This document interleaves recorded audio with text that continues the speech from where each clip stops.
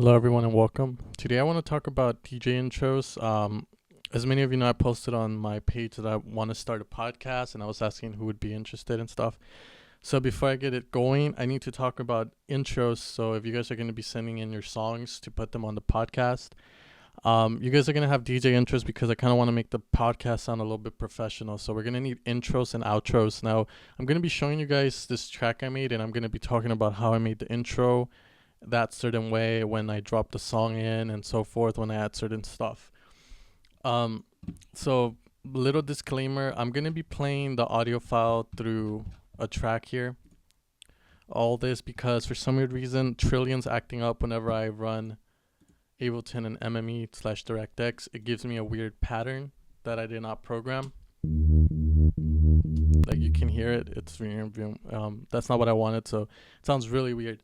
So I'm going to be showing you guys through here, and then you can see all this. But first off, let's check out the track so you kind of have a sense.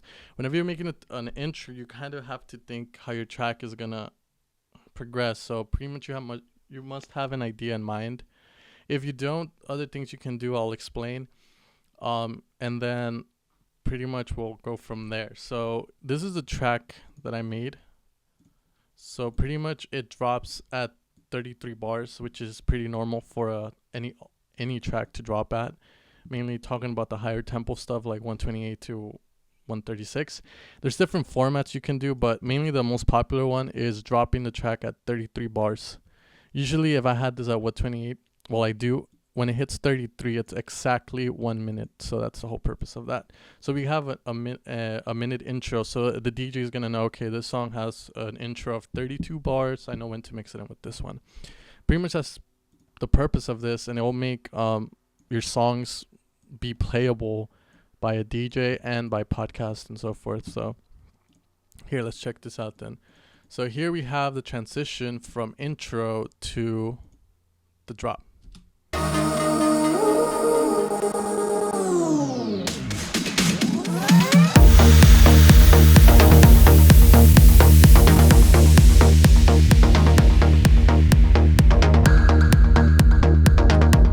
Okay, so that was the transition from the intro to the drop. So we're going to work from here to here, and I'm going to explain all of that. But first, you got to check the track out so you kind of have a sense of why I did certain things there. So I know my melody is going to be this.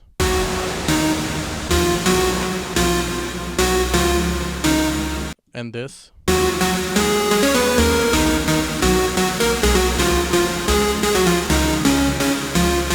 And I also have a vocal in this track.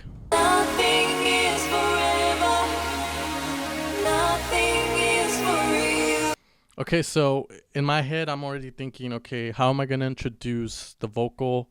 How am I going to introduce the melody into the track? Okay, so once you have a sense of what your melody or your chord structure is, then you can start getting somewhere with your intro. If you don't know your chord structure and you're just kind of going with the flow, well, a perfect thing to do is to at least choose a scale so at least you have some notes to play in the intro. Okay, so the intro, generally you want it to start off with as little as possible going on, but at the same time not sounding so plain. So in my intro, I started it off with a downlifter, which you'll hear right now. That's what I started off with. It's from a pack, a samples effects pack. And then I started off with a low bass, kind of low pad-ish bass coming in. So that's what you're hearing. To kind of fill it up and make it feel big and not so empty. And a piano being filtered in. Can barely hear it. And then we got drums. So I have 2 layered drums here. Okay, so when we put that together, and now I can turn off the bottom track because we don't have that sub here.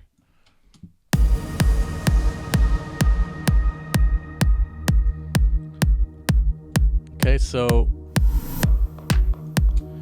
pretty much what I have in my intro is just a kick and something letting the DJ know what key the song is in.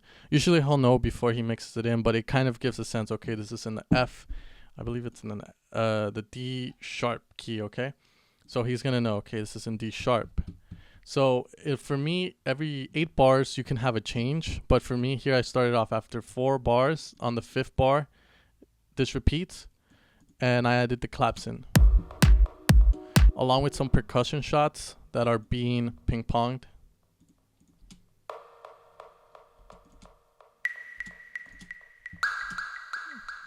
Like that. So those happen every time there's a change in music and something in the song, okay? I use those percussion shots just to fill up more stuff, so it sounds a little bit bigger. Open it up. So we have the clap, another 4 bars pass, and I start filtering in some hats.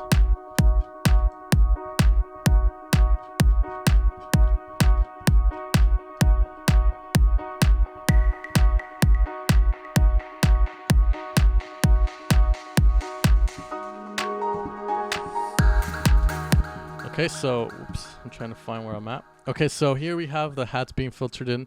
Now at bar 16, what happens usually, a lot of DJs, they have like a little mini tease in a way.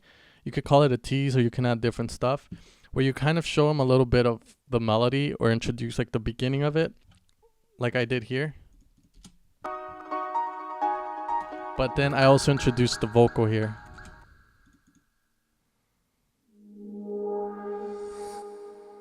And it's being panned, as you can see.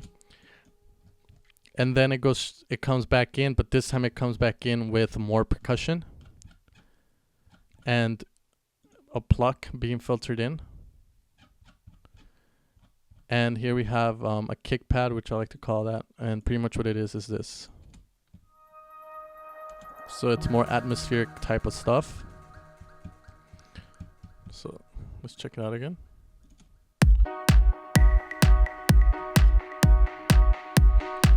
$16 bar right here. So now the energy has increased a little bit more, and again I have the percussion shot to let people like for the change. So I have more going on. I have a faster tempo pluck going on here. I have the piano finally coming in with a rhythm, and then I have these 2 pads coming in. Okay, so finally we're working up to the main drop. So let me go here.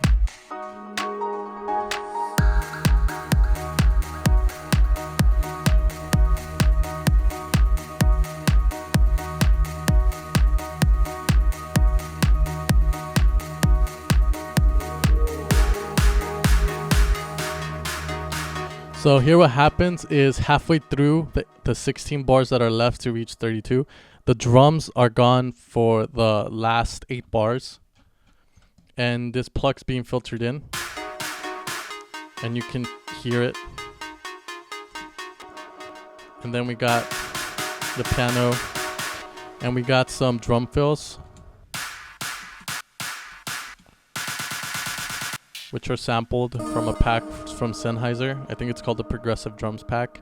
I also have a riser, another mini riser, and then a vocal reverse here. Okay, and then the vocal to initialize the drop. A lot of people, put like vocals like "let's fucking go" and shit like that. You can do that too. You can also introduce the main drop synth in a creative way.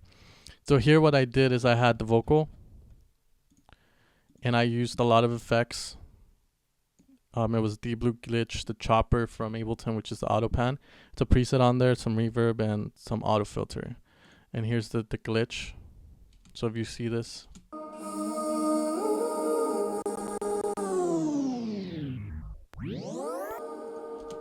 it's a pretty cool effect.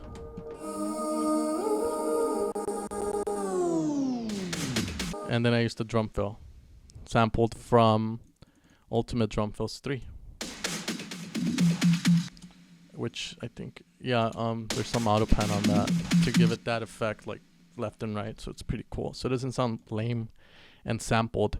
Like I say, if you're always going to sample stuff, make sure you kind of make it yours. Don't just use it straight out of the box. You got to use filters and whatever to kind of make it stand out more.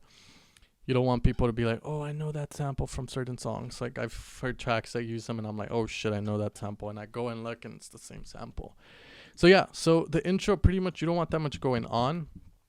My best tip to you guys is every 8 bars have something come in introduced or something happens, and try and keep your melody simple. Try if you don't know what you're gonna be making, like the melody or whatever, you can start off like I did here with the piano.